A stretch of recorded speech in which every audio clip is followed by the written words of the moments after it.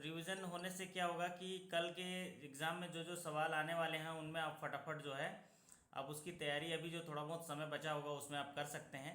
और मैं कुछ हिंट दे दूंगा कि कौन कौन से सवाल जो है कल वाले एग्ज़ाम में आएंगे। तो चलिए सेशन की शुरुआत करते हैं। जितने भी साथी जुड़े हुए हैं अगर डायरी पेन लिए होंगे तो रख लीजिए, नहीं तो आप जो है याद करना चाहेंगे या साइड में कोट वर्ड में लिखना चाहेंगे तो लिख सकते हैं। तो सबसे पहले आप सभी के उज्जवल भविष्य की कामना करता हूँ, कल का दिन आपका हो और कल के दिन आपकी जो जितनी सारी पढ़ाई पिछले महीनों में आपने करी है, जितना सारा मेहनत आपने करा है, उस मेहनत के हिसाब से आपकी स्मृति पटल बहुत क्लियर हो। तो मैं इसीलिए प्रार्थना भी करता हूँ भगवान से कि आप लोगों को उतनी शक्ति दे कि कल के एग्ज़ाम में जो भी कोई सवाल आए उनके आंसर फटाक से वहाँ तक रास्ता मिले। तो आज का जो टॉपिक है, हम लोग वो टॉपिक है जिस पर कल एग्ज़ाम में आने वाले हैं, जो ग्रामीण बैंक के साथी हैं और जो भी साथी कल के एग्ज़ाम में भाग ले रहे हैं उनमें कौन कौन से भाग को हमें देखना है, इस पर ये आज का सेशन रखा हूँ। सबसे पहले शुरुआत करते हैं हम लोग केवाईसी पर। केवाईसी एक ऐसा विषय है जहाँ से कम 2 सवाल आएंगे और मैं तो बोलता हूँ कम से कम 2 क्या 3 सवाल आने की संभावनाएं हैं कल के एग्ज़ाम में। तो केवाईसी से जुड़ा हुआ जो महत्वपूर्ण सवाल जो आने की संभावनाएं हैं, एक सवाल तो है रिस्क रिव्यू। हाई रिस्क अगर कस्टमर हैं तो उनका रिस्क रिव्यू जो किया जाता है उसमें री केवाईसी जब लिया जाता है वो कितने सालों में लिया जाता है। तो आप लोग में से कोई साथी जो है टाइपिंग करके भी चैट बॉक्स में आप बताइए कि जब हाई रिस्क के कस्टमर हैं तो उनका री केवाईसी कितने दिनों में किया जाता है। आप लोग चैट बॉक्स का इस्तेमाल करेंगे तो सेशन बड़ा अच्छा होगा, क्योंकि ये सेशन रिकॉर्डिंग हो रहा है। तो यस 2 सालों में होगा। तो एक हिंट दे रहा हूँ मैं कि रिस्क से रिलेटेड जो है एक सवाल ज़रूर आएगा, चाहे वो हाई रिस्क का हो सकता है। तो हाई रिस्क के अगर कस्टमर हैं तो उनका जो री केवाईसी है 2 सालों में करना होता है। अगर वो मीडियम रिस्क के कस्टमर हैं तो उनका क्या उत्तर होना चाहिए? मीडियम रिस्क के कस्टमर हैं उनका केवाईसी, यस सुदीप्तो जी, सिन्हा जी बहुत बढ़िया 8 साल में। और लो रिस्क के कस्टमर है तो कितना है? लो रिस्क के कस्टमर का री केवाईसी कितने दिनों में होना चाहिए? वो है यस संदीप झा जी 10 सालों में री केवाईसी। तो ये एक सवाल एक पक्का हो गया आपका केवाईसी से जुड़ा हुआ। दूसरा केवाईसी से जुड़ा हुआ एक सवाल आपको पूछ सकता है जिसका ज़्यादातर आंसर जो है ऑल ऑफ द एबव होता है। ज़्यादातर answer all of the above होता है। वो सवाल पूछता है component of KYC. Component of KYC 4 component होते हैं केवाईसी के। एक होता है customer acceptance policy, customer identification, risk management and monitoring of transaction, या ऑल ऑफ द एबव होता है।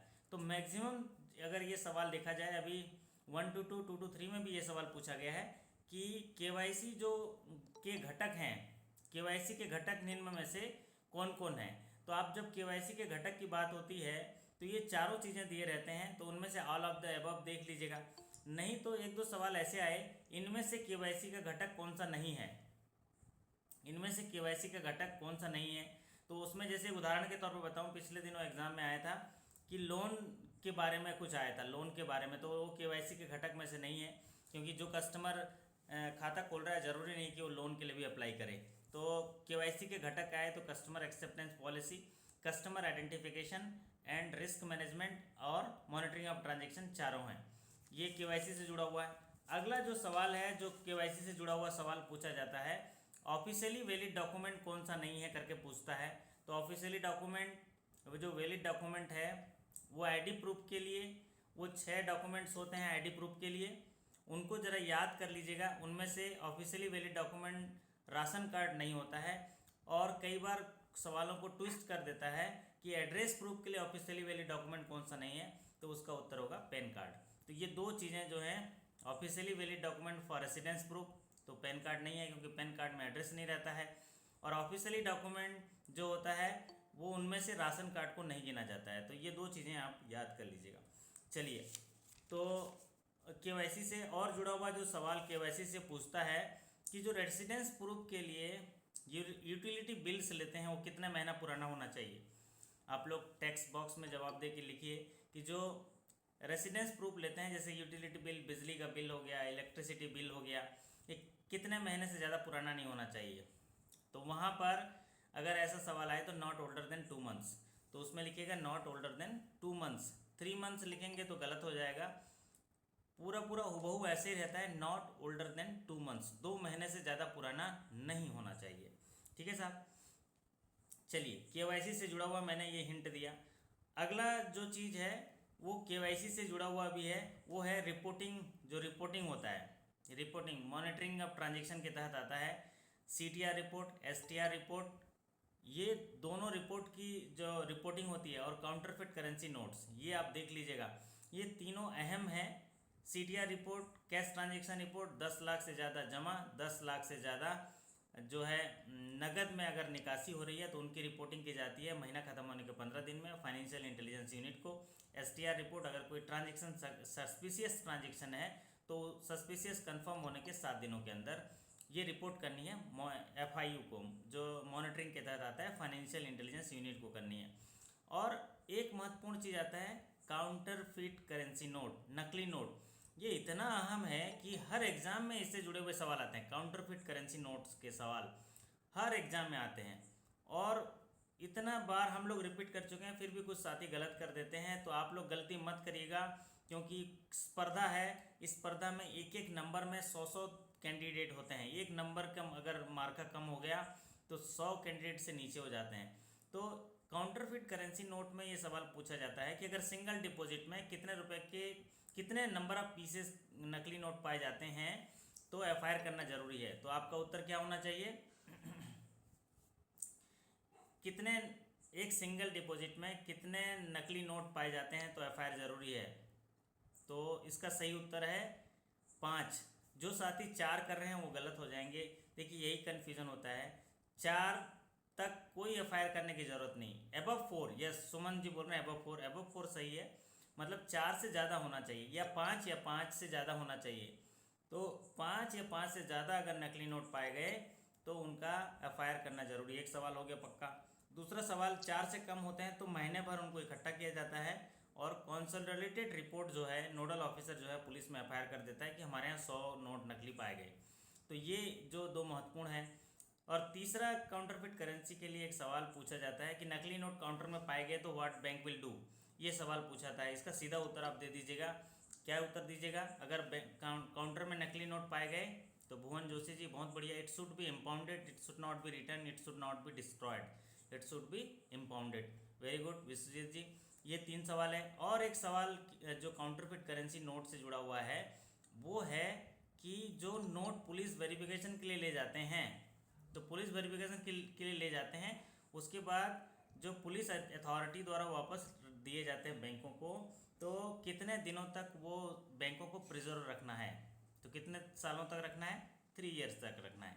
तो ये चीज़ मॉनिटरिंग ऑफ ट्रांजेक्शन से जुड़ा हुआ, CTR report, STR report, counterfeit currency report, ये 3 रिपोर्ट जो हैं आप देख लीजिए। उसके बाद आता है preservation of record. Preservation of record के लिए ज़्यादातर सवाल जो पूछ रहे हैं कि अगर कोई ग्राहक का खाता बंद होता है तो ग्राहक का खाता बंद होने के बाद कितने सालों तक उसके रिकॉर्ड्स जो है प्रिजर्व रखने हैं।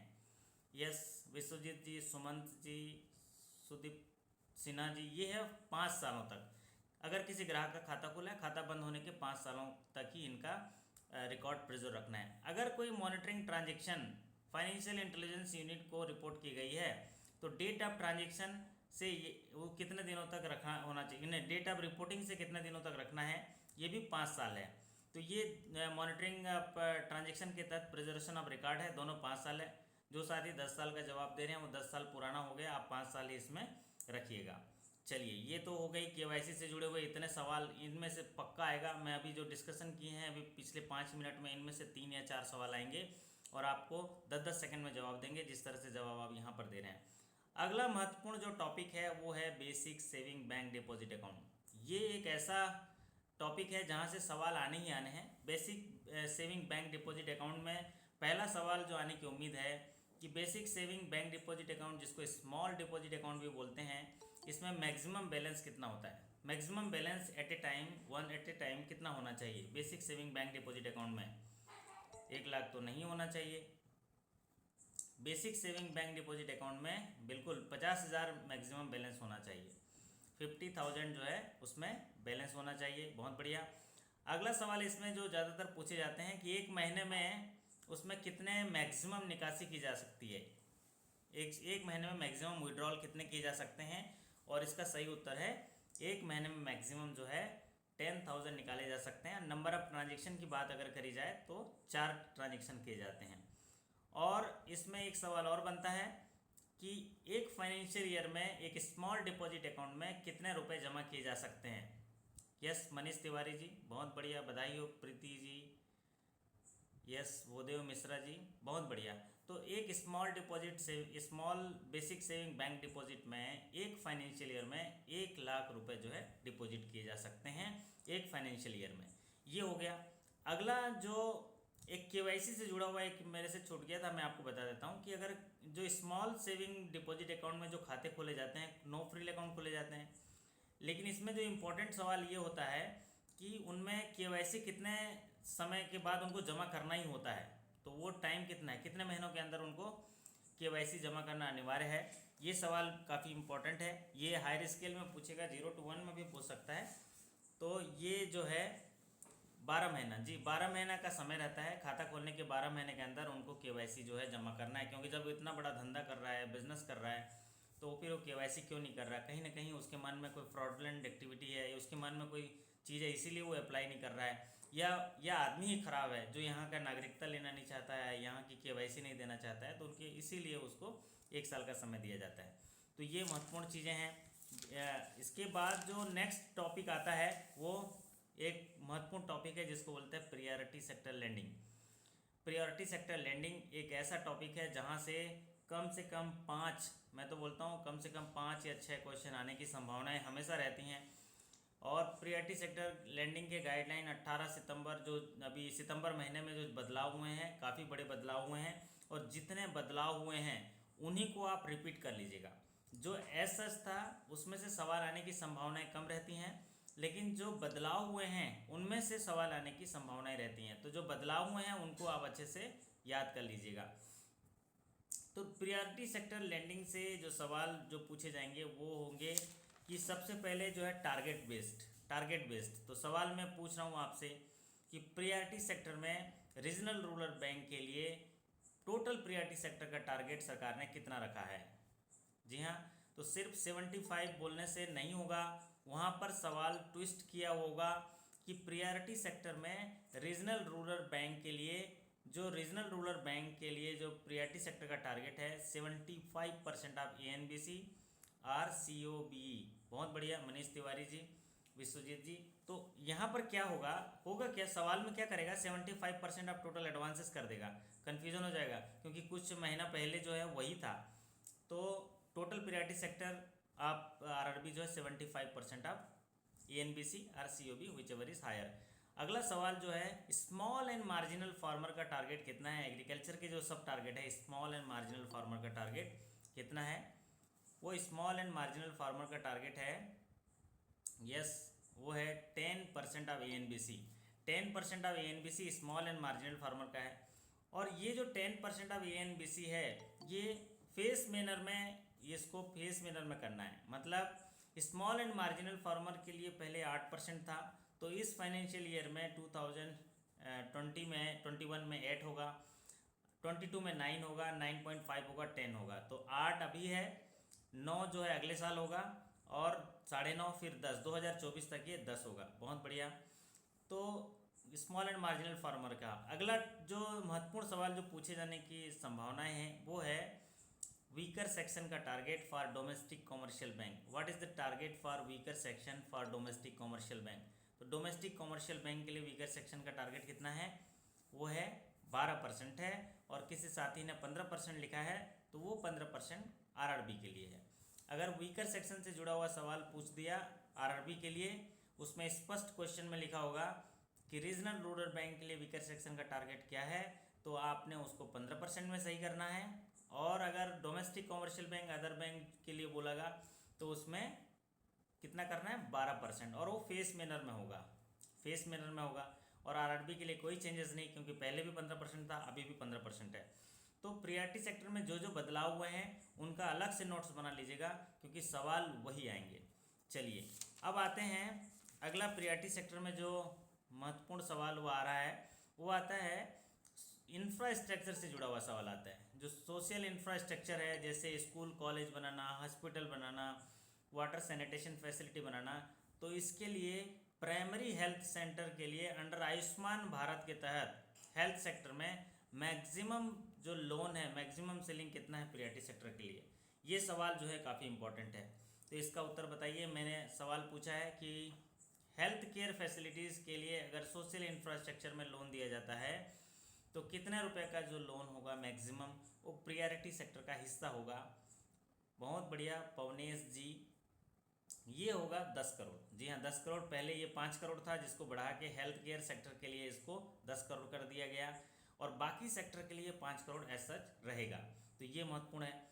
अगला जो इम्पोर्टेंट है प्रियॉरिटी सेक्टर में, वो है रिन्यूएबल एनर्जी। रिन्यूएबल एनर्जी के लिए अगर कम्युनिटी गाइडलाइन है, कम्युनिटी लाइटिंग के लिए है पूरा, तो उसके लिए मैक्सिमम लोन जो है पर बारोवर कितना होगा, जो प्रियॉरिटी सेक्टर का हिस्सा होगा कम्युनिटी लाइटिंग के लिए। यस, कम्युनिटी लाइटिंग के लिए वो है 30 करोड़। और अगर किसी इंडिविजुअल हाउस होल्ड के लिए बात करें तो वो है 10 लाख। तो इंडिविजुअल हाउस के लिए 10 लाख और कम्युनिटी के लिए 30 करोड़। पहले ये 15 करोड़ था, जिसको बढ़ा के 30 करोड़ कर दिया गया, इसीलिए ये काफ़ी इंपॉर्टेंट है। अगला चीज़ जो है वो एक्सपोर्ट क्रेडिट। एक्सपोर्ट क्रेडिट में बदलाव किए गए हैं। मैक्सिमम इंडिविजुअल एक्सपोर्टर को कितना एडवांसेस देंगे जो प्रायोरिटी सेक्टर का हिस्सा होगा। यस, मैक्सिमम जो एक्सपोजर रहेगा प्रायोरिटी सेक्टर का वो होगा 40 करोड़। 40 करोड़। तो ये इसका सही उत्तर है 40 करोड़। पहले ये 25 करोड़ था, जिसको बढ़ा के 40 करोड़ कर दिए गए हैं। और वैसे तो एक्सपोर्ट क्रेडिट में क्या होता है कि जितना बैंक फाइनेंस करती है एक फाइनेंशियल ईयर में, पूरा का पूरा हिस्सा जो है प्रायोरिटी सेक्टर का हिस्सा होता है, लेकिन subject to the 2% of ANBC और COB whichever is lower. मतलब मान लीजिए 2% ANBC का हो गया तो वो सारा हिस्सा जाएगा, या जितना credit export credit financial year में करते हैं वो जो है एक्सपोर्ट क्रेडिट का हिस्सा होगा। और अगर इंडिविजुअल एक्सपोर्टर की बात करें तो वो 40 करोड़ होगा। तो 2% वाला सवाल तो नहीं आता है, ज़्यादातर सवाल पूछा जाता है ये इंडिविजुअल एक्सपोर्टर के लिए 40 करोड़। एक सवाल बार बार पूछा जाता है प्रायोरिटी सेक्टर में कि maximum loan for warehouse receipt, maximum loan for warehouse receipt to the agriculture produce farmer के लिए कितना होना चाहिए। वो प्रायोरिटी सेक्टर का हिस्सा होगा जो 12 महीनों के लिए रिपेबल होता है। इसका सही उत्तर है 50 लाख। जी हाँ, ये इंपॉर्टेंट पूछता है बार बार, तो ये 50 लाख है। इसका सही उत्तर है 50 लाख। एक सवाल और पूछा जाता है, अगर कोई बैंक जो है अपना प्रायोरिटी सेक्टर का टारगेट पूरा नहीं करती है, तो प्रायोरिटी सेक्टर का टारगेट पूरा नहीं करने पर उसका जो शॉर्टफॉल होता है उसको जो कहाँ जमा करते हैं, ये सवाल पूछता है शॉर्टफॉल को। यस, जो प्रायोरिटी सेक्टर का हिस्सा जितना टारगेट है उनको मैंडेटरी है पूरा करना। अगर वो पूरा नहीं करते हैं तो उसको RIDF में जमा करना पड़ता है। रूरल इंफ्रास्ट्रक्चर डेवलपमेंट फंड है, तो उसको RIDF में जमा करना होता है। इसका सही उत्तर है RIDF। चलिए अगला सवाल जो पूछा जाता है वो महत्वपूर्ण सवाल है कि scale of finance is decided by. Scale of finance जो है कौन डिसाइड करता है, स्केल ऑफ फाइनेंस कौन डिसाइड करता है। यस, ये सवाल मैक्सिमम 100 बार अगर एग्जाम हुआ होगा तो 80 बार आया है, तो क्यों ना कल भी ये सवाल आएगा कि scale of finance for Kisan credit card is decided by district level technical committee. जी हाँ, डिस्ट्रिक्ट लेवल टेक्निकल कमेटी, जिसके जो चेयरमैन होते हैं, कलेक्टर होते हैं, वो डिसाइड करते हैं कि एक ज़िले में किसी पैदावार के लिए, किसी फसल के उगाने के लिए कितने रुपए की मिनिमम रिक्वायरमेंट होती है। स्केल ऑफ फाइनेंस उनको कितना होगा, कितना लोन मिलेगा, ये होता है डिस्ट्रिक्ट लेवल टेक्निकल कमेटी। अच्छा, एक सवाल और इम्पोर्टेंट है कि no margin no collateral security for agriculture loan up to how many rupees.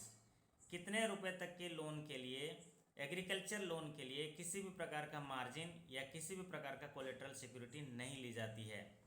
जी हाँ, बहुत बहुत बधाई है आपको प्रीति जी, ओंकार जी, यस सुमन कुमार जी। तो इसका सही उत्तर है 1,60,000। ये काफ़ी इंपॉर्टेंट है एग्रीकल्चर में कि 1,60,000 जो है तक अगर लोन दिया जाता है एग्रीकल्चर में, तो किसी भी प्रकार का जो मार्जिन नहीं, कोलेटरल सिक्योरिटी नहीं है। सर आप एक बार मेरा नाम नहीं लिए। अच्छा, मैं नाम भी नहीं पढ़ पाया, फिर से कमेंट करिए, नाम ले लेंगे। चलिए अगला सवाल जो इम्पोर्टेंट है वो पूछा जाता है शॉर्ट लोन जो है, शॉर्ट ड्यूरेशन लोन है उसका, शॉर्ट ड्यूरेशन लोन के लिए जो है कितने महीने का क्रॉप होना चाहिए? शॉर्ट ड्यूरेशन क्रॉप किसे कहते हैं?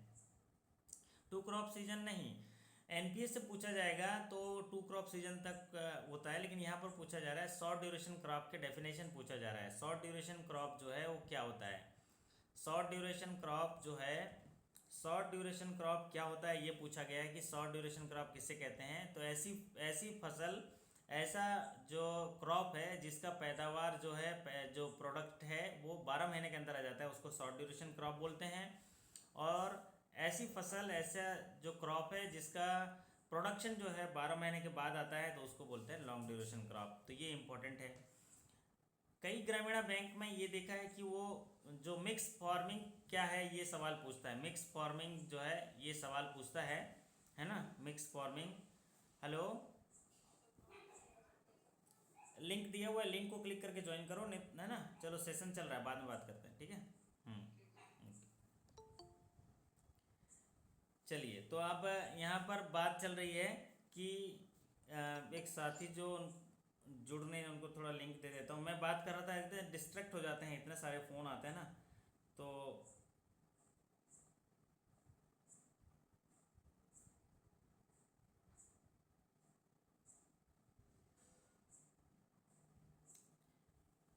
आप बिलीव नहीं करेंगे कि 300 से ज़्यादा कॉल आते हैं, संभव नहीं है। फिर मैं इतने सारे मेहनत करते रहता हूँ आप लोगों के लिए, और इतनी सारी चीज़ें करते रहता हूँ। कोई बात नहीं, आप लोगों के हौसला अफजाई के लिए मैं आता हूँ, अदरवाइज़ आपके पास सारा चीज़ मटेरियल है। तो अभी बात करते हैं mix farming. What is mix farming के लिए एक सवाल पूछा रहा है।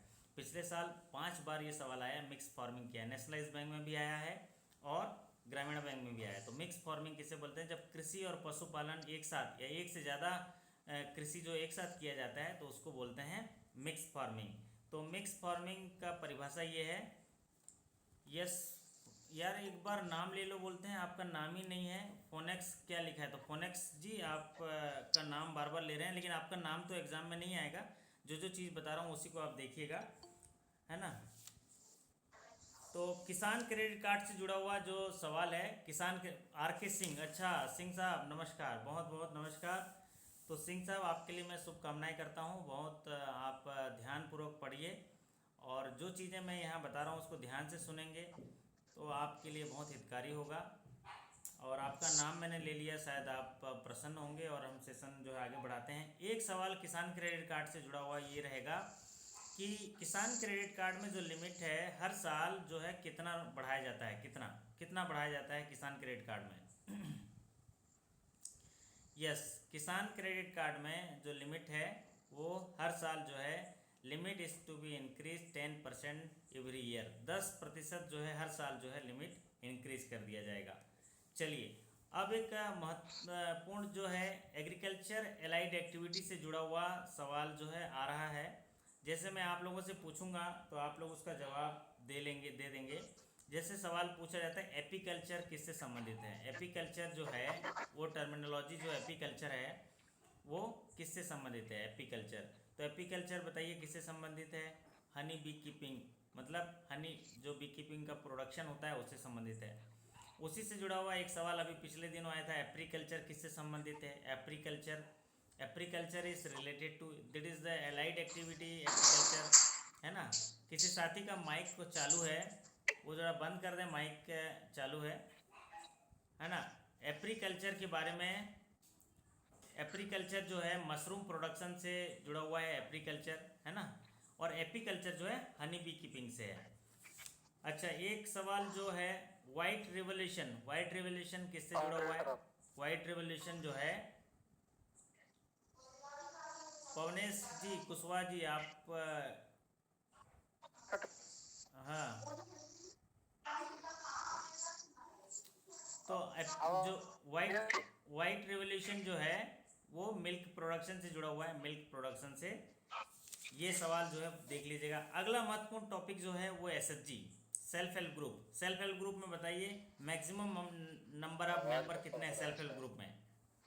सेल्फ हेल्प ग्रुप से जुड़ा हुआ, सेल्फ हेल्प ग्रुप तो ऐसा टॉपिक है, चाहे पंजाब नेशनल बैंक हो, चाहे प्रथमा बैंक हो, चाहे छत्तीसगढ़ राज्य ग्रामीण बैंक हो, चाहे इंडियन बैंक हो, किसी भी बैंक में सेल्फ हेल्प ग्रुप से आएगा। सेल्फ हेल्प ग्रुप में जो मैक्सिमम नंबर है 10 to 20 है। डिफ़िकल्ट एरिया में अगर जहाँ पर डिफ़िकल्ट एरिया है या विकलांग हैं या पर डिसेबल पर्सन है, वहाँ पर क्या होगा, वहाँ पर 5 to 20 होगा, वहाँ पर 5 to 20 होगा डिसेबल एरिया में। कट रही है सर आपकी। अभी आवाज़ आ रही है मेरी? आवाज़ आ रही है मेरी? हाँ जी सर, आ रही है। आवाज कट रही है सर आपकी। आप आवाज़ बंद कर दीजिए, शायद इसीलिए कट रही है। बाकी साथियों को आवाज़ मिल रही है, बढ़िया से मिल रही है ना? नेटवर्क का कहीं कोई इशू नहीं है। आप लोग अपना अपना माइक बंद कर दीजिए तो बढ़िया सुविधा होगी। सभी साथी कमेंट कर रहे हैं आवाज़ बेहतर तरीके से आ रही है, और इतना बुलंद आवाज़, इतना ऊर्जा मैं आपको देने की कोशिश कर रहा हूँ, आप लोग लेना नहीं चाहते हैं। लीजिए, इतनी सारी तमाम चीज़ें जो हैं, मैं इंपॉर्टेंट क्वेश्चन जो कल के एग्ज़ाम के लिए रिवीजन करा दे रहा हूँ। मेरे साथ बात करते करते आपका रिवीजन हो जाएगा, आपका हौसला अफजाई हो जाएगा। आप ध्यानपूर्वक सुनिए, और नहीं सुन पाएंगे तो रिकॉर्डिंग हो रहा है, रिकॉर्डिंग मिल जाएगी आपको, चिंता की बात नहीं। ठीक है, स्टाफ का सर यही क्लास है कि सर इसके बाद आप कुछ और क्लास लेंगे सर? इसके बाद लेंगे क्लास, लेंगे लेट नाइट क्लास लेंगे, है ना? अभी इसको कंप्लीट पढ़ लीजिए, फिर उसके बाद पर्सनली कॉल कर लीजिएगा, ठीक है? तो यहाँ पर है self help group. Self help group से जुड़ा हुआ मैक्सिमम नंबर में बात किया है। और दूसरा एक सवाल इंपॉर्टेंट जो सेल्फ हेल्प ग्रुप के लिए है, वो सेल्फ हेल्प ग्रुप के लिए है कि ये सेल्फ हेल्प ग्रुप जो है क्यों बनाया जाता है, उनका बेसिक ऑब्जेक्टिव क्या होता है, ऑब्जेक्टिव क्या होता है सेल्फ हेल्प ग्रुप का। तो सेल्फ हेल्प ग्रुप का ऑब्जेक्टिव के बारे में सवाल पूछता है, उसका ऑब्जेक्टिव क्या है। अगर ऐसा सवाल पूछा जाएगा तो क्या लिखेंगे? यस, सेविंग हैबिट के लिए। Yes, Pavnesh Kushwaha ji microphone off करिए आपका। पवनेश कुशवाहा जी माइक्रोफोन ऑफ कर दीजिए। हाँ, तो सेविंग हैबिट डेवलप करने के लिए है पवनेश जी।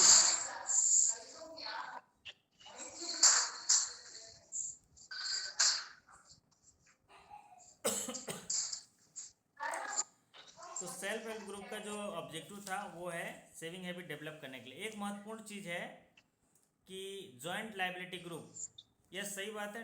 पवनेश जी माइक्रोफोन ऑफ कर दीजिए, डिस्टर्बेंस हो रहा है बाकी साथियों के लिए, है ना? थोड़ा सा सीखना पड़ता है, कई टेक्नोलॉजी है। मैं अभी मोबाइल से ही कर रहा हूँ, मेरे पास ऐसे ही बहुत कम है ना।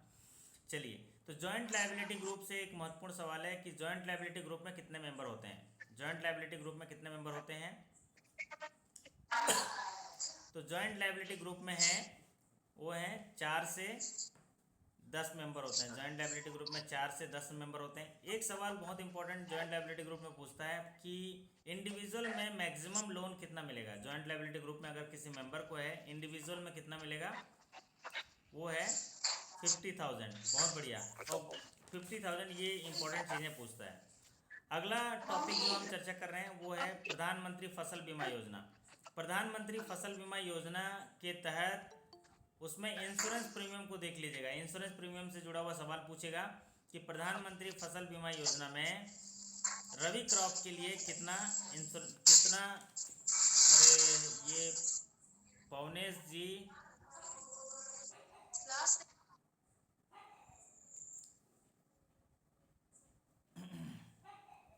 हाँ चलिए, उन्होंने माइक लेफ्ट हो गए। चलिए, तो यहाँ पर पूछा गया था रवि के लिए कितना इंश्योरेंस प्रीमियम होगा रवि क्रॉप के लिए। और रवि क्रॉप के लिए इंश्योरेंस प्रीमियम होगा 1.5%, खरीफ के लिए 2% of sum assured, and annual crop के लिए 5%। ये प्रधानमंत्री फसल बीमा योजना में ये इंपॉर्टेंट है। अगला जो इंपॉर्टेंट चीज़ें हैं वो है agree clinic and agri business centre. Agree clinic और एग्री बिजनेस सेंटर में जो इम्पोर्टेंट सवाल पूछा जा रहा है वो है कि इनकी सब्सिडी।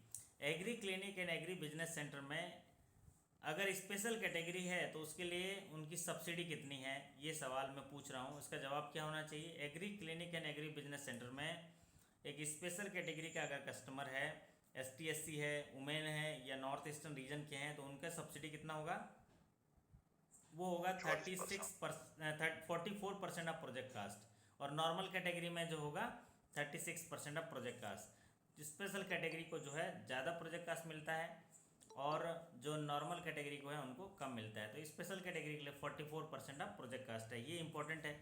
और अगर प्रोजेक्ट कास्ट पर पर्सन पूछ लेगा agree clinic and agri business centre में, तो पर पर्सन पर इंडिविजुअल बॉरोवर कितना है प्रोजेक्ट कास्ट होना चाहिए? 20 लाख। जी हाँ, 20 लाख सही है। और अगर कोई एकदम सक्सेसफुल, एक्सट्रीमली सक्सेसफुल प्रोजेक्ट है तो उसके लिए 25 लैक्स है। लेकिन नॉर्मली अगर पूछा जाएगा इंडिविजुअल के लिए तो वो होगा 20 लैक्स। और ग्रुप के लिए कितना होगा मैक्सिमम प्रोजेक्ट कास्ट ग्रुप के लिए, agree clinic and agri business में ग्रुप के लिए 1 करोड़। जी हाँ, ग्रुप के लिए होगा 1 करोड़। चलिए, अगला महत्वपूर्ण है एमएसएमई डेफिनेशन के लिए एक सवाल जरूर आएगा। Micro small and medium enterprises के डेफिनेशन के सवाल आएगा। जैसे मैं अभी आपसे पूछ रहा हूँ कि स्मॉल एंटरप्राइजेस के लिए इन्वेस्टमेंट का क्राइटेरिया कितना है। प्रायोरिटी सेक्टर का हिस्सा बनने के लिए स्मॉल एंटरप्राइजेस में इन्वेस्टमेंट कितना होना चाहिए। तो स्मॉल एंटरप्राइजेस के लिए इन्वेस्टमेंट पूछा गया है। तो स्मॉल एंटरप्राइजेस के लिए इन्वेस्टमेंट कितना होगा, वो होगा 10 करोड़। बहुत बढ़िया।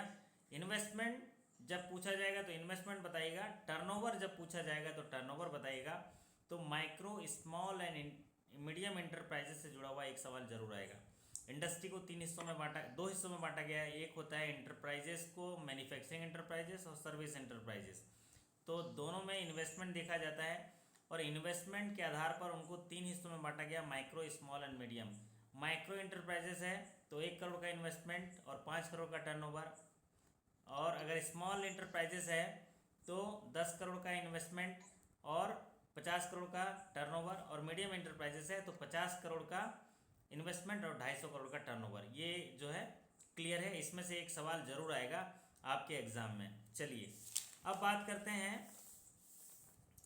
नेक्स्ट जो सीरीज़ है वो है आपका कैश से जुड़ा हुआ सवाल। एक आ सकता है जो मैंने काउंटरफिट करेंसी नोट्स की बात करी है, चाहे वो नकदी रिलेटेड कितने रुपए के आरबीआई के नोट जारी कर सकते हैं। Maximum note issue can be issued by reserve bank of India. तो रिजर्व बैंक कितने रुपए के मैक्सिमम नोट जारी कर सकते हैं, 10,000 के।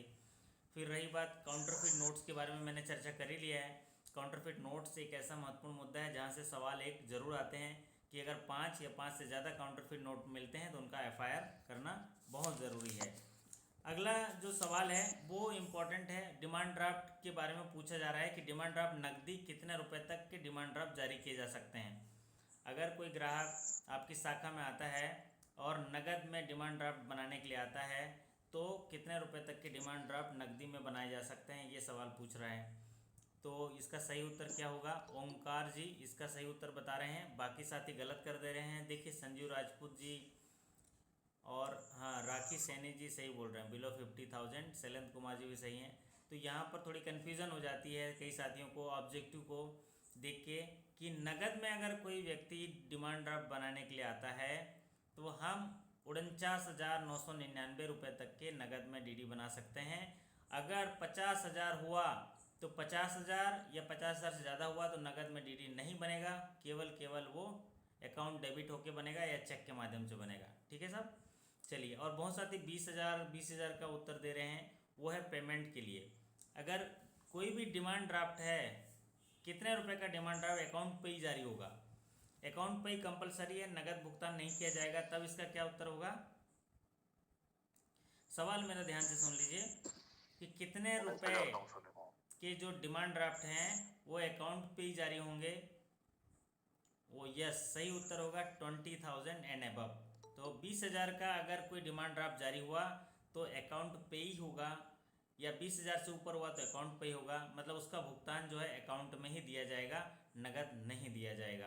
तो ये क्लियर है कि अगर नगद रूप में लाता है, डीडी जारी करता है तो 49,999 और अकाउंट पे ही के लिए 20,000 एंड अबव है।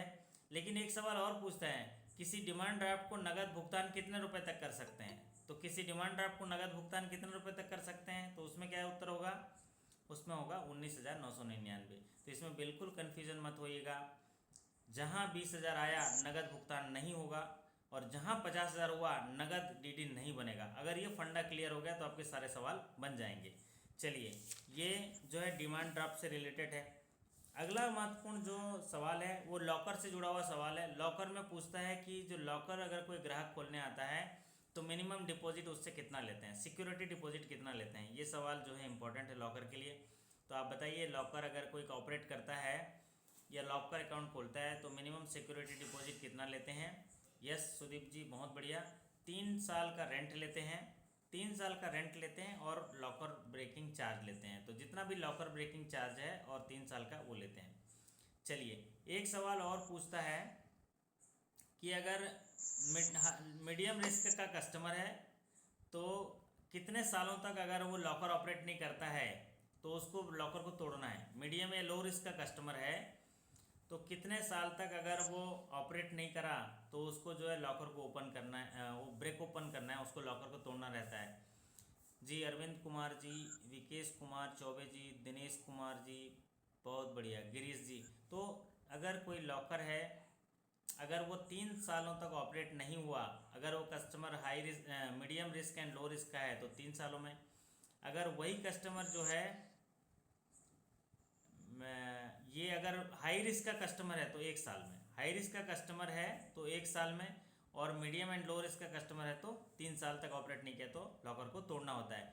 लॉकर को तोड़ना होता है इसलिए हम क्या करते हैं, पहले से लॉकर ब्रेकिंग ओपन जो लॉकर ब्रेकिंग चार्ज है ले लेते हैं, और 3 साल के अंदर तोड़ना होता है इसलिए 3 साल का रेंट भी ले लेते हैं। ठीक है, तो ये उसके पीछे का जो क्लू है।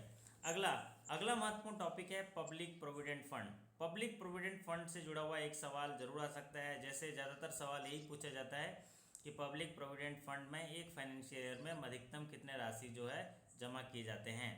तो पब्लिक प्रोविडेंट फंड में एक फाइनेंशियल ईयर में अधिकतम जो है 1,50,000 रुपये जमा किए जा सकते हैं। अभी अभी नया सवाल भी इंट्रोड्यूस हो गया है। अभी सवाल पूछे जा रहे हैं कि पब्लिक प्रोविडेंट फंड खाता जो है कम से कम न्यूनतम कितने राशि से ओपन हो जाती है। ये सवाल अभी पूछा जा रहा है कि पब्लिक प्रोविडेंट फंड अभी वर्तमान में कितना न्यूनतम राशि से ओपन हो रहा है।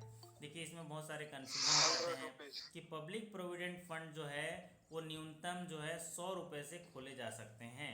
मतलब जिस दिन खाता ओपन किए उसमें 100 रुपये वो जमा करने होते हैं। तो ये उसका सही उत्तर था। पहले ये 500 रुपये था जिसको जो है अभी कम कर दिया है, 100 रुपीज़ कर दिया। और रही जो 500 बात है वो मिनिमम डिपॉजिट साल का है, मिनिमम डिपॉजिट साल का है। तो ये पब्लिक प्रोविडेंट फंड से जुड़ा हुआ इंपॉर्टेंट चीज़ें हैं। अब आता है सुकन्या समृद्धि योजना। सुकन्या समृद्धि योजना में जो इम्पोर्टेंट है वो पूछा जाता है कि maturity period of Sukanya Samriddhi योजना, कितने सालों का मैच्योरिटी पीरियड होता है सुकन्या समृद्धि योजना में।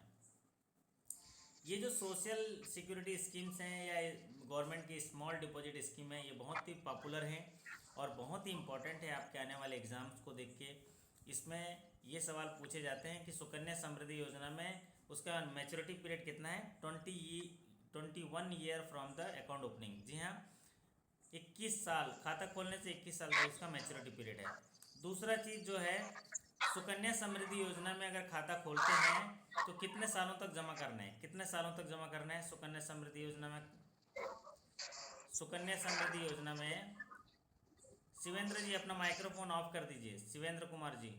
तो सुकन्या समृद्धि योजना में कितने सालों तक जमा करना है, वो है 15 सालों तक जमा करना है। राखी सैनी जी 14 साल वो पहले था, अब वो मॉडिफाई हो गया, अभी वो बदल गया, अब 15 साल तक जमा करना है। कितना जमा करना है, 15 साल तक जमा है। और एक सवाल पूछते हैं कि सुकन्या समृद्धि योजना में मिनिमम जो है जमा कितना है, साल भर में मिनिमम कितना सुकन्या समृद्धि योजना में जमा करना है। मिनिमम डिपॉजिट सुकन्या समृद्धि योजना में वो है 250, यस 250 रुपये मिनिमम जमा है। एक सवाल और पूछा जाता है कि पार्शियल विड्रॉल सुकन्या समृद्धि योजना में कितने सालों बाद उपलब्ध है। पार्शियल विड्रॉल जो है वो कन्या अगर 18 साल की हो जाती है और हायर एजुकेशन के लिए या उसके मेरिज के लिए उसको पार्शियल विड्रॉल अवेलेबल है। और वो पार्शियल विड्रॉल कितना परसेंट अवेलेबल है, पार्शियल विड्रॉल जो है उसके आउटस्टैंडिंग का कितना परसेंट उसको जो है निकाल सकते हैं। पार्शियल विड्रॉल जो है वो कर सकते हैं 50%। चलिए एक महत्वपूर्ण टॉपिक है वो है डिपॉजिट इंश्योरेंस का, जिसको DICGC बोलते हैं। डिपॉजिट इंश्योरेंस क्रेडिट गारंटी जो क्रेडिट DICGC स्कीम्स है उसके तहत मैक्सिमम डिपॉजिट जो इंश्योरेंस है कवरेज कितना है। मैक्सिमम डिपॉजिट इंश्योरेंस कवरेज है वो 5 लाख पर डिपॉजिटर पर बैंक, 5 लाख पर डिपॉजिटर पर बैंक, 5 लाख पर बारोवर नहीं है, वो बारोवर का कोई इंश्योरेंस नहीं होता, वो होता है डिपॉजिटर का होता है। 5 लाख पर डिपॉजिटर पर बैंक होता है। चलिए, इसका प्रीमियम के बारे में भी पूछ सकता है। इसका प्रीमियम कितना है? इसका प्रीमियम कितना है? इसका प्रीमियम है 12 जी हाँ, 12 पैसा प्रति सैकड़ा। 12 पैसा प्रति सैकड़ा इसका प्रीमियम है, 12 पैसा प्रति सैकड़ा। चलिए, एक सवाल ज़्यादातर ये रिपीट होता है कि इसका प्रीमियम कौन पे करता है? ग्राहक पे करता है, बैंक पे करता है, सरकार पे करती है ना, कि वो ट्रस्ट पे करता है? तो इसका प्रीमियम जो है, फुली प्रीमियम पे करता है वो बैंक पे करता है। 100% insurance premium will be borne by bank. एक सवाल अभी पिछले जनवरी में पूछा गया था कि अगर कोई बैंक दिवालिया हो जाती है और ये क्लेम आता है DICGC का, जो ग्राहकों को देने के लिए आते हैं, तो कितने महीने में वो क्लेम जो है देने होते हैं? कितने महीने में वो देने होते हैं? वो होते हैं 2 महीने में वो क्लेम देने होते हैं, 2 महीने में। जी हाँ, ये आपके रिवीजन हो रहा है। अभी तमाम साथी जो पिछले 30 से 40 मिनट से मेरे साथ जुड़े हुए हैं, ये सवाल जो हम साझा कर रहे हैं, आप यकीन मानिए कल के एग्ज़ाम में यही सवाल आएंगे। अगर आपने इस सेशन को ध्यानपूर्वक सुना होगा तो कल आप सफल ज़रूर होंगे, और असफलता का कोई नामो निशान नहीं है। अपनी ज़िंदगी में हमेशा सफल रहना बहुत ज़रूरी है। हर चीज़ तो सफल है, हम अगर उसमें शामिल होते हैं, शिद्दत से सही तरीके से शामिल होते हैं, तो सफलता तो मिलनी ही मिलनी है। हमारे ऊपर है सफलता पाना है कि नहीं पाना है। ठीक है, चलिए, अब अगला टॉपिक जो है वो होता है हाउसिंग फाइनेंस के बारे में। हाउसिंग लोन के बारे में पूछा जाता है। हाउसिंग लोन के बारे में जो ज़्यादातर जो पॉपुलर सवाल पूछ रहे हैं, वो पूछ रहे हैं कि अगर ग्राहक मेट्रो एरिया में है और अपने घर की मरम्मत करना चाहता है, तो कितने रुपए का जो है मैक्सिमम लोन करता है तो वो प्रियॉरिटी सेक्टर का हिस्सा होगा। ये सवाल जो है काफ़ी पॉपुलर सवाल है। संजू जी, माइक्रोफोन ऑफ कर दीजिए, तो आपका माइक ऑफ कर दीजिए। तो ये सवाल पूछ रहे हैं कि हाउसिंग लोन में अगर कोई घर की मरम्मत करना चाहते हैं, तो मरम्मत करना चाहते हैं तो कितना रुपए का मैक्सिमम मेट्रो एरिया में? तो वो है 10 लाख। और अगर वही अदर एरिया में करेंगे तो कितना होगा? अदर एरिया में करेंगे तो वो 6 लाख होगा। ये बदलाव हुए हैं, इसलिए इनको याद कर लीजिए। अदरवाइज हाउसिंग लोन के लिए जो क्राइटेरिया दिया गया है, जो प्रियॉरिटी सेक्टर का हिस्सा होगा, अगर मेट्रो एरिया में है जहाँ की जनसंख्या 10 लाख से ज़्यादा है, तो वहाँ प्रोजेक्ट कास्ट और लोन दोनों का क्राइटेरिया है। प्रोजेक्ट कास्ट 45 लाख हो और लोन जो है वो 35 लाख हो, तो मेट्रो एरिया के लिए है। और अगर अदर एरिया के लिए है तो प्रोजेक्ट कास्ट जो है वो 30 हो और जो लोन हो 25 हो। इसको ज़रा याद कर लीजिएगा। लेकिन ज़्यादातर अभी सवाल जो पूछ रहे हैं वो सवाल पूछा जा रहा है रिपेयर एंड मेंटेनेंस के लिए। चलिए, एक और था, ये डायरेक्ट हाउसिंग लोन का है। और एक सवाल जो इनडायरेक्ट हाउसिंग लोन से पूछा जा रहा है कि अगर हाउसिंग फाइनेंस कंपनी को लोन दिया जाता है तो पर डुअल यूनिट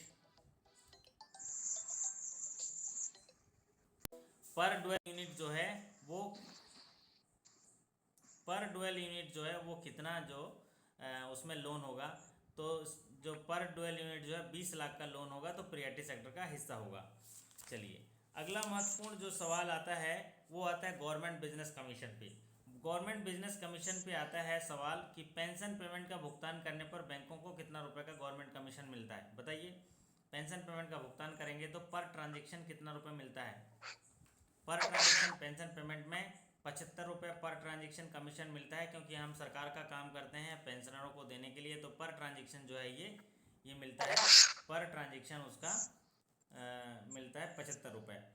और इसमें एक सवाल और पूछा अभी पिछले संडे को कि पेंशन के अलावा अगर दूसरे पेमेंट है तो उसमें कितना कमीशन मिलता है?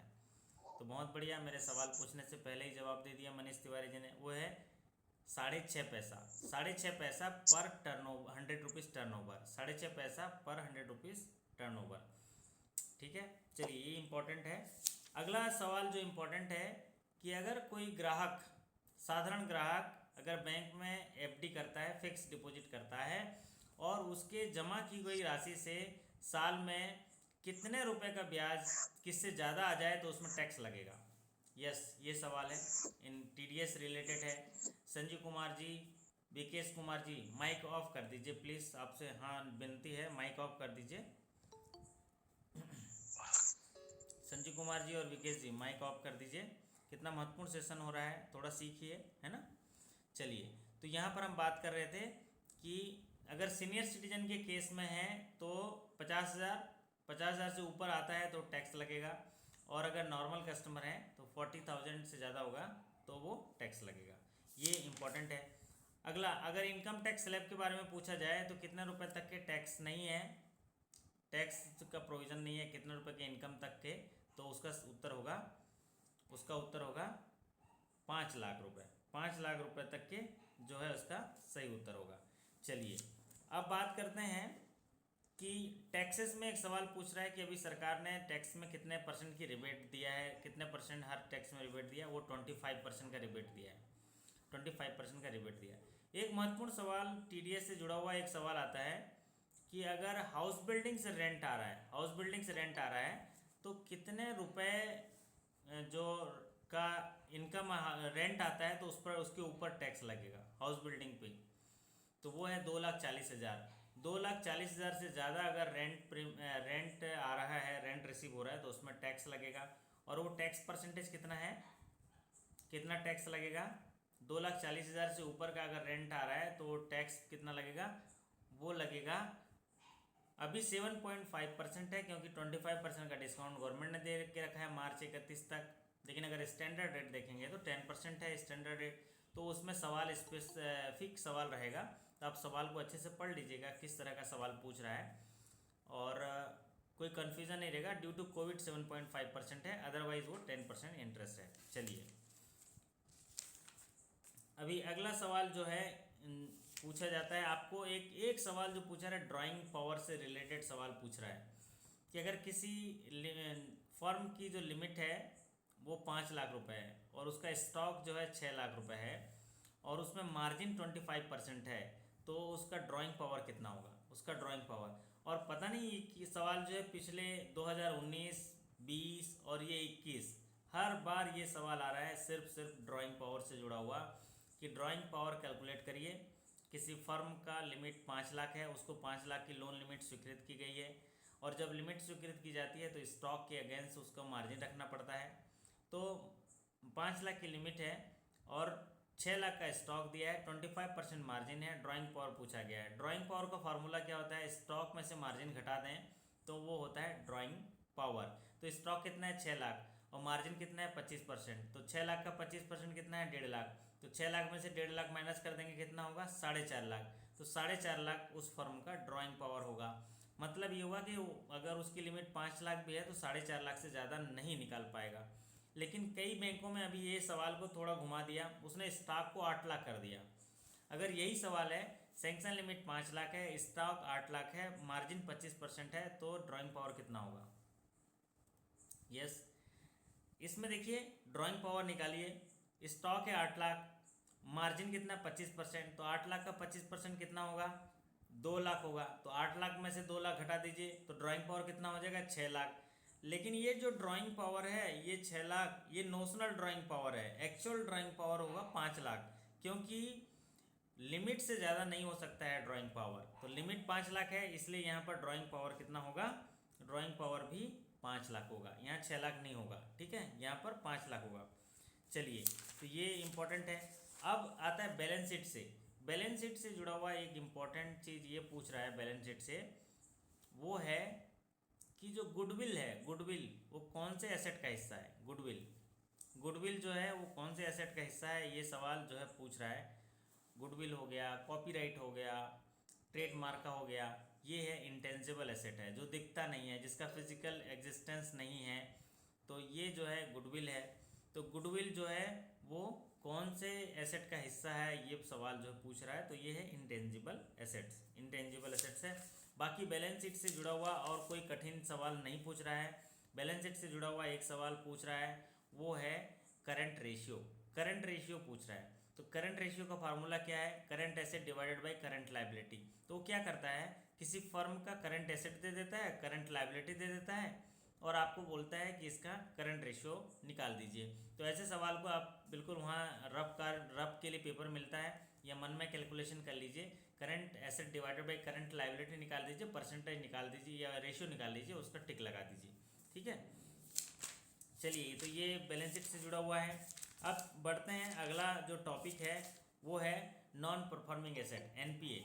एनपीए से जुड़ा हुआ जो सवाल है, एनपीए में सवाल ज़्यादातर एक सवाल पूछता है प्रोविज़न से जुड़ा हुआ कि कौन सा लोन है, कौन से कैटेगरी में, जैसे डाउटफुल एसेट में कितने सालों तक रहेगा तो उसमें 100% प्रोविज़न होगा। बताइए 100% प्रोविज़न जो होगा वो डाउटफुल 2 कैटेगरी में कितने साल में रहेगा तो होगा। और जितने सारे साथी हमारे जवाब दे रहे हैं सब गलत है।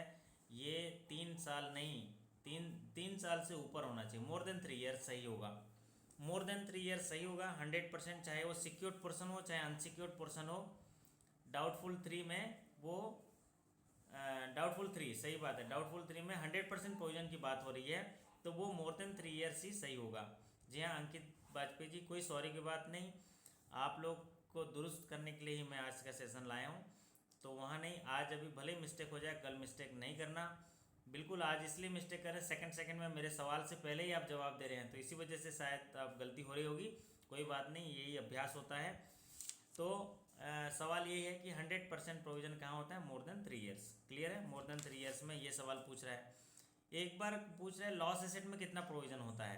लॉस एसेट में कितना प्रोविज़न होता है बताइए। लॉस एसेट में यस 100% प्रोविज़न होता है। सवाल बहुत सरल है लेकिन क्या करें, यही सवाल आता है तो जिक्र भी इसी का होगा, है ना। अगर खुदा है तो फिर फिक्र क्यों, अगर खुदा नहीं है तो फिर जिक्र क्यों। तो सवाल है तो इसलिए उसका फिक्र कर रहे हैं और सवाल यही आता है इसलिए उसका जिक्र कर रहे हैं।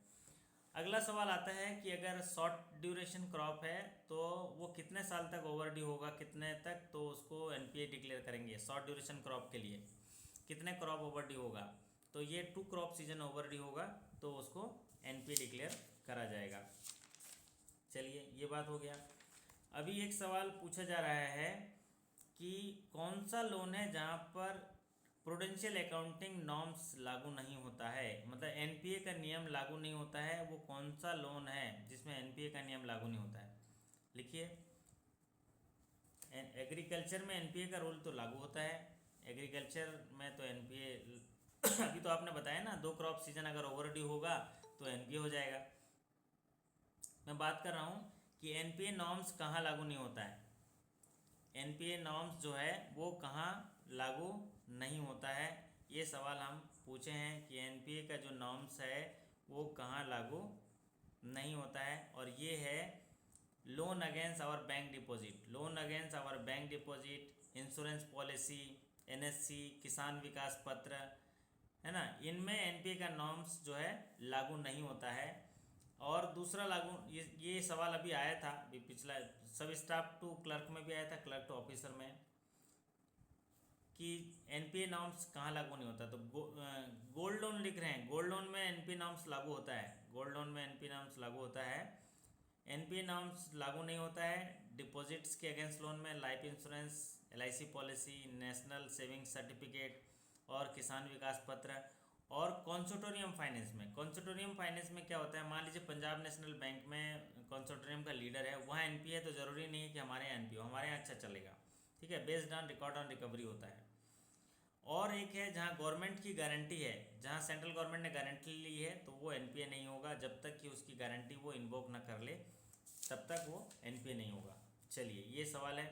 और प्रोविजनिंग नॉर्म्स तो आप देख लिए। प्रोविजनिंग नॉर्म्स में एक सवाल, पॉपुलर सवाल पूछता है प्रोविजनिंग में, वो ये पूछता है कि जो स्टैंडर्ड एसेट्स हैं, स्टैंडर्ड एसेट्स में अगर एग्रीकल्चर और माइक्रो इंटरप्राइजेस के लिए कितना प्रोविज़न किया जाता है। जवाब लिखिए ज़रा। स्टैंडर्ड एसेट्स और स्टैंडर्ड एसेट्स में भी जो प्रोविज़न किया जाता है उसमें एग्रीकल्चर और जो माइक्रो स्मॉल इंटरप्राइजेस के लिए, माइक्रो इंटरप्राइजेस के लिए प्रोविज़न होता है 0.25%, मतलब 0.25% जो है इसमें प्रोविज़न होता है। चलिए अगला महत्वपूर्ण जो सवाल है वो होता है कि विलफुल डिफ़ॉल्टर, विलफुल डिफ़ॉल्टर से सवाल पूछा जाता है। विलफुल डिफ़ॉल्टर जो है कौन घोषित करता है, विलफुल डिफ़ॉल्टर जो है कौन डिक्लेयर करता है। तो विलफुल डिफ़ॉल्टर जो है कौन डिसाइड करता है, वो है आरबीआई डिसाइड करता है विलफुल डिफ़ॉल्टर। यस, और आरबीआई जारी करता है उसकी लिस्ट जो है विलफुल डिफॉल्टर की, बैंक रिकमेंड करके वहाँ पर भेजते हैं। और उसका थ्रेशोल्ड लिमिट कितना है, कितने रुपए तक के लोन के लिमिट में वो जो है विलफुल डिफॉल्टर करते हैं, उसका थ्रेशोल्ड लिमिट है। Cut off point of reporting for wilful defaulter वो है 25 lakhs. 25 lakhs and more than 25 lakhs जो है इसका सही उत्तर है। चलिए, विलफुल डिफॉल्टर है। अगला है सीआईसी के बारे में सवाल पूछा जाता है। क्रेडिट इंफॉर्मेशन कंपनी है। क्रेडिट इंफॉर्मेशन कंपनी में ये सवाल पूछा जाता है कि कौन कौन से क्रेडिट इंफॉर्मेशन कंपनी है। तो जैसे यहाँ पर एग्जांपल दे देगा, सिबिल है, सिबिल ट्रांस यूनियन सिबिल जिसको बोलते हैं, इक्विफैक्स है, एक्सपीरियन है, क्री5 मार्क्स है। तो बोलेगा कि इनमें से सभी भी उपयुक्त सभी, ये जो है क्रिसिल नहीं है, क्रिसिल रेटिंग एजेंसी है, CIBIL CIBIL CIBIL TransUnion CIBIL, Equifax, Experian, क्री5 मार्क्स, ये सीआईसी है, क्रेडिट इंफॉर्मेशन कंपनी है। चलिए, एक और महत्वपूर्ण सवाल है non cooperative borrower. Non cooperative borrower के लिए जो लिमिट है रिपोर्टिंग की वो कितनी है। ऐसा बोरोवर जो सिक्योरिटी का इंस्पेक्शन करने नहीं दे रहा है, बैंक को कोऑपरेट नहीं कर रहा है, तो उसकी रिपोर्टिंग की जाती है, भले वो एनपीए हो चाहे ना हो, खाता है तो उसकी रिपोर्टिंग की जाती है। उसका कट ऑफ लिमिट कितना है, वो है 5 crore and above. 5 crore and above अगर ग्राहक जो है बैंक को सपोर्ट नहीं कर रहा है, सिक्योरिटी का इंस्पेक्शन करने नहीं दे रहा है और अपने सिक्योरिटी को सेल करने नहीं दे रहा है, उसके पास पैसा है फिर भी पे नहीं कर रहा है, तो उसको बोलते हैं नॉन कोऑपरेटिव बोरोवर। और ऐसे लोगों की रिपोर्टिंग की जाती है वो क्रिलिक को की जाती है। इसकी रिपोर्टिंग किसको की जाती है, क्रिलिक को की जाती है। और इसका रिपोर्टिंग जो कट ऑफ लिमिट है वो है 5 करोड़ एंड अबव। और क्रिलिक का फुल फॉर्म क्या है, क्रिलिक का फुल फॉर्म मैं आपको बता दे रहा हूँ, central repository of information on large credit. Central repository of information on large credit, जो बड़े लोन होते हैं उनमें जो एक सेंट्रल रिपोजिटरी बना है इनकी इंफॉर्मेशन के लिए, तो उसका ये फुल फॉर्म है। अभी एक सवाल और पूछा जा रहा है कि रेड फ्लैग अकाउंट क्या होता है। रेड फ्लैग अकाउंट क्या होता है, रेड फ्लैग अकाउंट की रिपोर्टिंग कितने करोड़ तक की जाती है। RFA red flag account 50 crore and above. 50 crore and above के खातों में अगर कोई फ्रॉडुलेंट एक्टिविटी दिखती है, अर्ली अलर्ट सिग्नल दिखता है, भले वो पीए हो, तो उसमें रिपोर्टिंग की जाती है क्रिलिक को, उसकी रिपोर्टिंग की जाती है क्रिलिक को की जाती है। चलिए, अगला महत्वपूर्ण जो है वो है लोक अदालत। लोक अदालत से एक सवाल जरूर आएंगे। लोक अदालत जो है उसमें मैक्सिमम जो है कितने रुपए के केसेस जो है सेटल किए जाते हैं लोक अदालत में। लोक अदालत में जो है मैक्सिमम कितने रुपए के केस सेटल किए जाते हैं, वो है 20 लाख। 20 लाख रुपए की मैक्सिमम जो है लोक अदालत में सेटल किए जाते हैं। बहुत बढ़िया। अब आते हैं डीआरटी से सवाल। डीआरटी में जो सवाल पूछे जाते हैं कि डीआरटी में अगर कोई केस आता है तो डीआरटी से डीआरएटी में जाने के लिए वो अपील करने के लिए कितना समय दिया जाता है, अपील के लिए कितना समय उनके पास है। डीआरटी से डीआरएटी में जाने के लिए अपील करने के लिए कितना समय है, 30 डेज़ है। वो अवार्ड मिलने के 30 डेज़ के अंदर वो अपील कर सकते हैं। और अगर अपील बॉरोवर करता है तो उसको उसका जो क्लेम अमाउंट है उसका 50% जो है वहाँ रखना पड़ेगा अपील सुनने के लिए, जिसको कम करके डीआरएटी जो है 25% कर सकता है। बहुत बढ़िया, ये इम्पोर्टेंट है। अगला इम्पोर्टेंट है सरफेसी। सरफेसी में 2 क्वेश्चन बहुत इंपॉर्टेंट हैं, 2 ही क्वेश्चन जो इम्पोर्टेंट लग रहे हैं कल के एग्जाम के लिए। पहला कि जो 13(2) के अंदर जो डिमांड नोटिस दिया जाता है वो कितने दिनों का डिमांड नोटिस दिया जाता है। डिमांड नोटिस जो है सरफेसी में 60 डेज़ का दिया जाता है। यस, बहुत बढ़िया, 60 डेज़ का दिया जाता है। और एक इम्पॉर्टेंट है कि सरफेसी के तहत सिक्योरिटी को सेल करने से पहले, सिक्योरिटी को सेल करने से पहले कितने दिन का नोटिस जो है बॉरोवर को दिया जाएगा। तो सेल करने से पहले सेल नोटिस जो जारी किए जाएंगे वो है 30 डेज़ का, सेल नोटिस है 30 डेज़ का। चलिए, अब अगला जो टॉपिक है वो है कस्टमर सर्विस। कस्टमर सर्विस से जुड़ा हुआ सवाल काफ़ी जो है इम्पोर्टेंट है, इनमें से सवाल जरूर आएंगे कस्टमर सर्विस से रिलेटेड, जिसमें आपकी शाखा में ग्राहक सेवा से संबंधित कस्टमर ग्रीवेंसेस रिडक्शन मैकेनिज्म से जुड़े हुए सवाल आएंगे कि अगर एक ग्राहक जो है शिकायत करता है तो शाखा स्तर पर कितने दिनों में उसका निवारण हो जाना चाहिए। अब एक ग्राहक जो शिकायत करता है तो शाखा स्तर में उसका निवारण कितने दिनों में हो जाना चाहिए। तो ये अलग अलग बैंक का अलग अलग जो उनका कस्टमर रिलेशन जो ग्रीवेंस रिलेशन मैकेनिज्म पॉलिसी है उसके आधार पर होता है। किसी बैंक में 3 दिनों में हो जाता है, किसी बैंक में 5 दिनों में, किसी में बैंकों में 7 दिनों में, क्योंकि अलग अलग स्टेज है। अगर ब्रांच स्तर पर है तो कितना होगा, रीजनल ऑफिस स्तर पर है तो कितना दिनों में करना है, और जोनल ऑफिस या सेंट्रल ऑफिस। तो ये है, आपको अपने अपने बैंक का जो है आप ये देख लीजिएगा। जैसे विकेश चौबे जी